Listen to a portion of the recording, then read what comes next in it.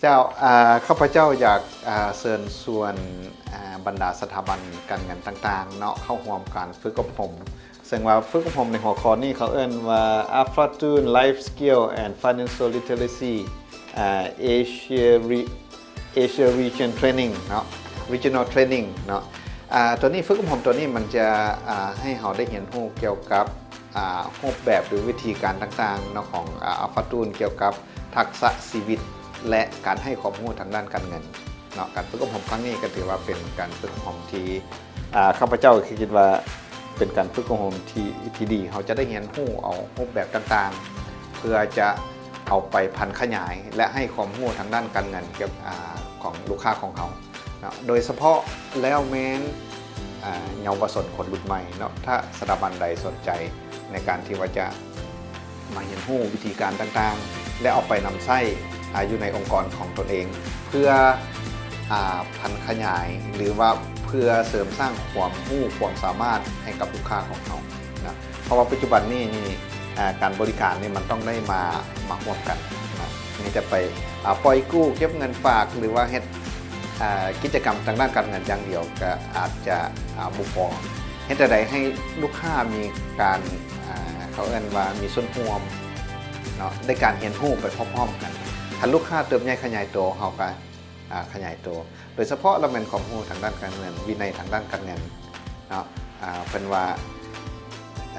คันเรียนรู้แต่ตอนอย่างน้อยใหญ่มา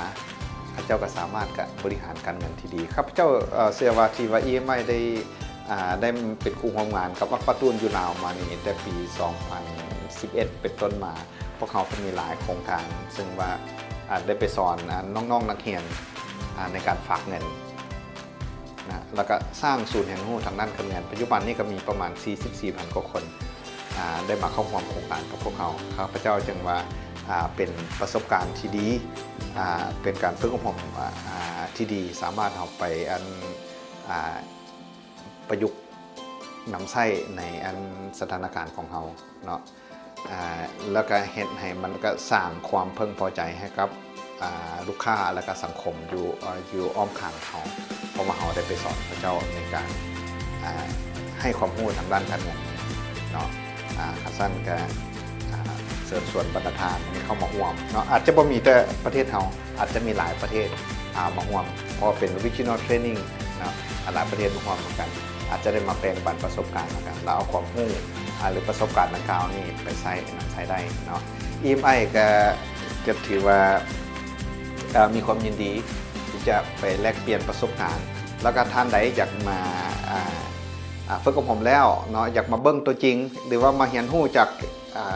การจัดตั้งปฏิบัติตัวจริงของพวกเราก็ยินดีต้อนรับเนาะเชิญบรรดาทานพวกเรา